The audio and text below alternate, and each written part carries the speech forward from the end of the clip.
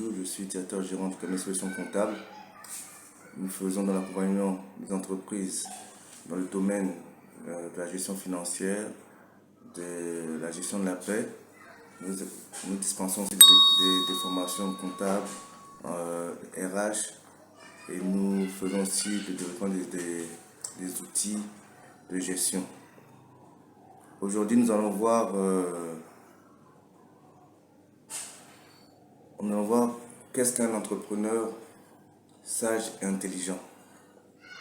Nous savons que le cabinet Solutions Comptables est un cabinet d'obédience chrétienne. Donc nous défendons toutes les valeurs qui font que nous sommes chrétiens. D'accord? Et nous croyons de plus en plus fortement que nous avons un rôle en tant que chrétiens dans la société. Et selon ce que Jésus-Christ nous dit, nous sommes la lumière du monde. Nous devons impacter de manière positive notre environnement, et d'autant plus lorsque nous voulons entreprendre. L'entrepreneuriat, pour moi, c'est un peu plus large que de diriger des entreprises. L'entrepreneuriat aussi, c'est dans la famille. Il y a l'entrepreneuriat. Nous sommes des entrepreneurs dans notre famille, nous sommes entrepreneurs dans la société dans laquelle nous vivons. Nous sommes des entrepreneurs en tant que salariés, nous sommes en tant qu'entrepreneurs, évidemment, lorsque nous gérons les entreprises. Et je vois que si nous ne jouons pas notre rôle de flambeau, si nous mettons des boisseaux sur notre lumière, on a les résultats qu'on a dans nos sociétés, tout va en vrille, tout va dans n'importe quel sens, et nous ne nous retrouvons pas. Donc c'est dans ce contexte que nous allons voir qu'est-ce qu'un entrepreneur sage et intelligent. Et pour ça, nous avons un texte dans Proverbe 9-10 qui dit, nous allons lire au nom de Jésus: le commencement de la sagesse, c'est la crainte de l'Éternel, la connaissance de Dieu saint, voilà en quoi consiste l'intelligence. Le commencement de la sagesse, c'est la crainte de l'Éternel, la connaissance du Dieu saint, voilà ce qui consiste l'intelligence. C'est sur cette base c'est sur ce texte que nous allons un peu échanger aujourd'hui pour nous faire comprendre. Vous savez, de plus en plus que j'observe, de plus en plus je me dis que le chrétien en général a vraiment perdu la vision de Dieu. Et lorsque nous entreprenons souvent, en tant qu'entrepreneur, comme je l'ai dit, dans tous les domaines le plus large possible, on n'a pas d'impact et il n'y a pas de différence. Mais il y a deux qualités, la sagesse et l'intelligence, qui peuvent nous amener à faire la différence entre nous qui nous disons de Dieu, qui nous disons de Christ, qui nous disons semblables à Christ, et ceux qui ne connaissent pas Christ. N'est-ce pas? Donc nous devons en fait nous baser aussi, nous devons devenir des entrepreneurs sages et intelligents. La différence fondamentale que moi je trouve, il y a beaucoup de différences, il y a beaucoup de notions, il y a beaucoup de définitions sur la sagesse et l'intelligence. Et moi je voudrais revenir dans une approche assez simpliste pour qu'on puisse comprendre effectivement ce que c'est la sagesse et l'intelligence. La sagesse, à la différence de l'intelligence, la sagesse, elle s'acquiert. On acquiert de la sagesse au fur et à mesure que nous faisons des expériences. Et l'intelligence, je pense que tout le monde est intelligent, elle est innée. Et nous développons cette intelligence pour qu'elle puisse au fur et à mesure grandir. Donc voilà un peu, je voulais parler un peu de ça. En tant qu'entrepreneur, nous devons acquérir de la sagesse et nous devons développer notre intelligence. Et en cela, nous pourrons amener à bien toutes nos entreprises, quelles qu'elles soient. Donc, la parole de Dieu, la crainte de l'Éternel est le commencement de la sagesse. Souvent, on prend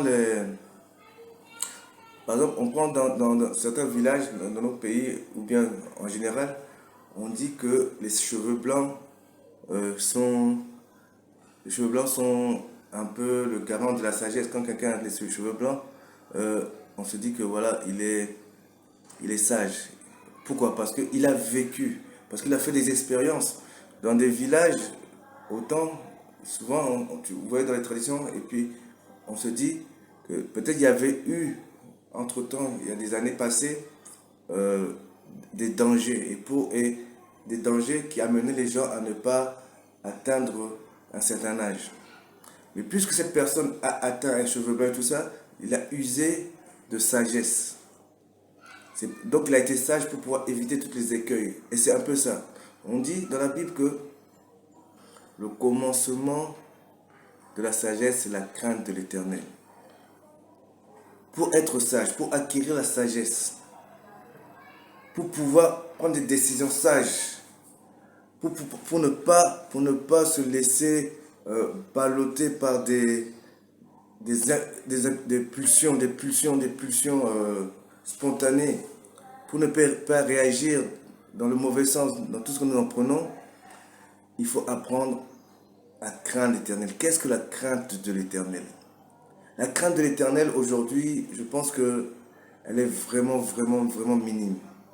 Nous n'apprenons pas, dans tout ce que nous faisons, souvent même, lorsque nous entreprenons, nous disons, nous faisons ce que nous voulons, nous voulons ce que nous pouvons. Et nous mettons à part le fait de craindre, ou est-ce que cette action est issue de notre crainte de l'Éternel ou pas? Est-ce que nous n'avons pas, c'est pas cette crainte négative, mais c'est ce respect de pour pouvoir être en accord avec la vision de Dieu en fait. Est-ce que ce que je fais du point de vue de Dieu, qu'est-ce qu'il en pense?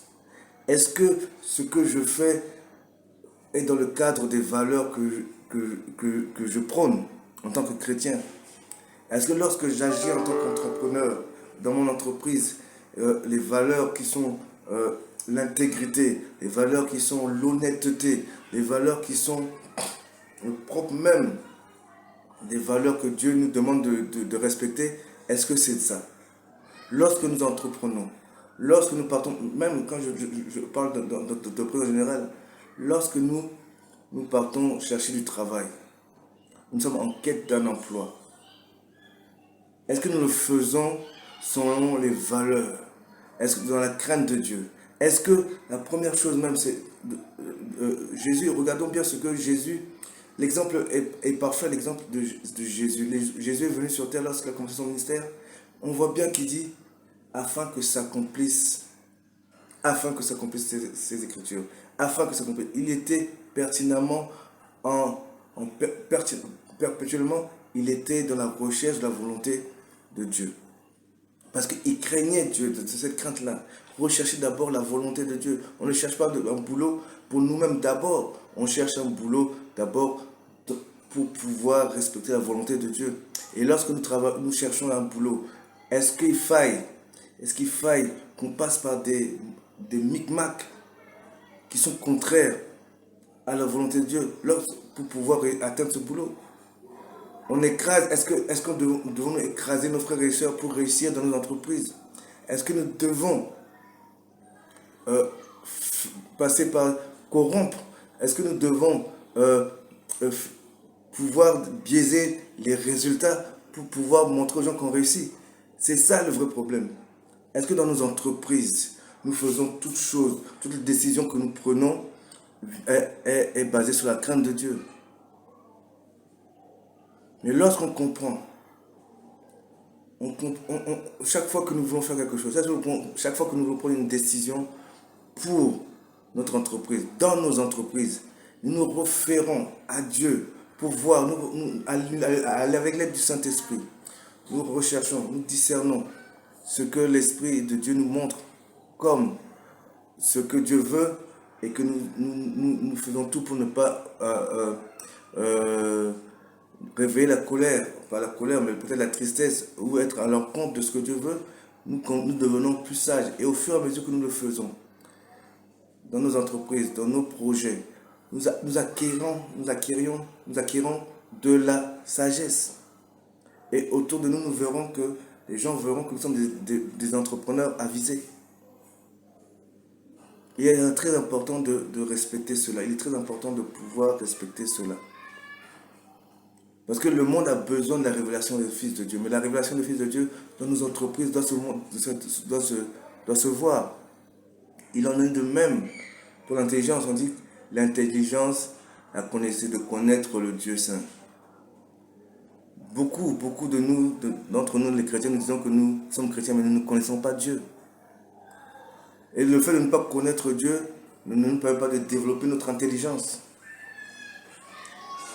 Et chacun de nous prétendons connaître Dieu, or que nous donnons une image fausse de la connaissance de Dieu. On le transpose sur un parent, nous, sur le père, sur la mère, on le transpose sur un frère, on le fait réagir comme si c'était un homme qui réagissait.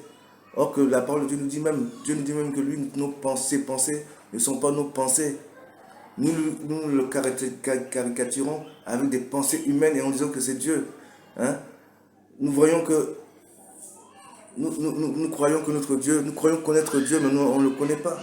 Ce Dieu qui est par essence amour, qui est par essence bonté, qui est par essence fidèle, nous, on le ramène à des pensées humaines.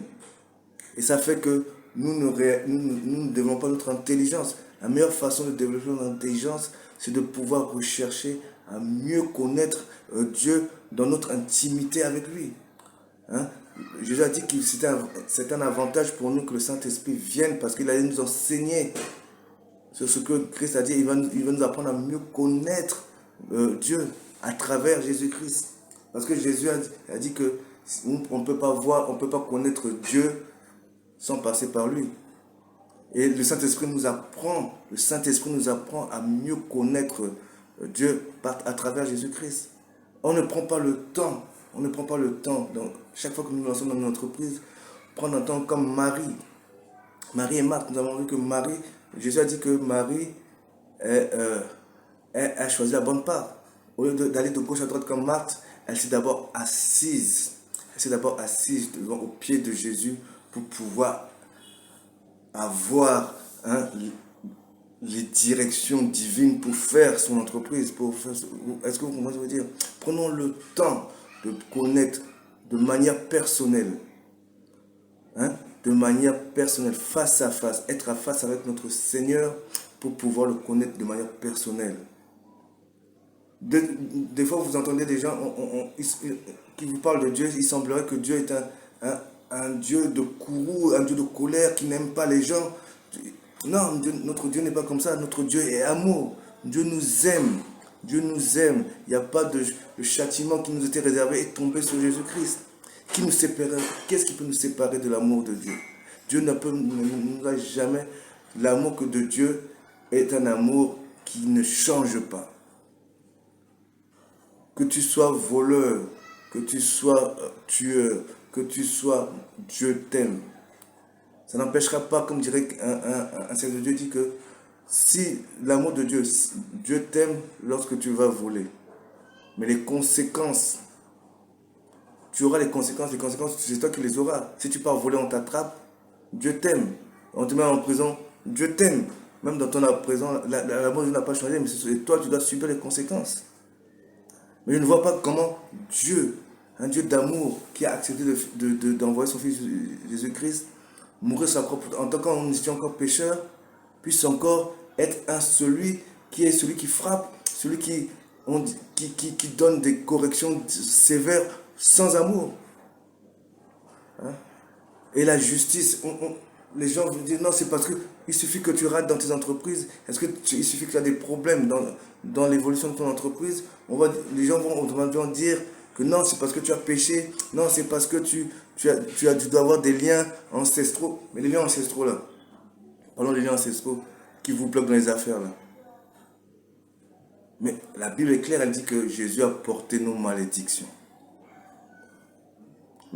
Et les malédictions qu'il a portées, ce n'est pas seulement de vos ancêtres, il a porté la malédiction d'Adam. Est-ce que vos ancêtres sont plus vieux que Adam? En Christ, il n'y a plus de malédiction. Quand on dit que non, c'est parce qu'on ne connaît pas Dieu qu'on enseigne des hérésies au peuple de Dieu et que nous sommes bloqués. Apprenons de manière personnelle à connaître notre Seigneur. Comme nous apprenons, en apprenant ce que nous devons faire, en apprenant à connaître Dieu, nous saurons que Dieu est avec nous dans tout ce que nous entreprenons. Et avec ça, nous développons notre intelligence. Parce que lorsque mieux nous apprenons à connaître Dieu, mieux notre intelligence se développe et nous pouvons avoir des idées intelligentes pour notre entreprise. Ça, c'est simple, mais c'est tellement simple que je n'arrive pas à comprendre. Apprenons à connaître notre Seigneur. Apprenons à connaître notre Sauveur. Apprenons à connaître ce qu'il a fait, sa nature elle-même. En prenant du temps dans notre intimité, en prenant du temps à nous soumettre à l'Esprit, laissez l'Esprit nous enseigner. Lorsque nous prions, ne prenons pas trop de temps à parler, mais laissons aussi le temps au Saint-Esprit de nous enseigner, de nous remplir, de nous ouvrir, d'ouvrir notre intelligence, renouveler notre intelligence. Et nous verrons que nous allons entreprendre de grandes choses avec le Seigneur. Voici un peu les 2 points que nous voulons développer aujourd'hui. Pour être un entrepreneur sage et intelligent, il faut craindre l'Éternel. Il faut faire tout ce que nous faisons soit dirigé par la crainte éternelle et prendre du temps à connaître réellement notre Dieu à travers Jésus-Christ. Vous verrez la transformation qui va se trouver dans votre vie et comment nous allons pouvoir impacter notre environnement et notre champ d'action. Je vous remercie. Donc voilà, vous verrez qu'on a des vidéos aussi. Essayez également de vous abonner et surtout partager avec le monde pour pouvoir puisse bénéficier de ces échanges et qu'ensemble nous puissions faire avancer le royaume de Dieu. Merci.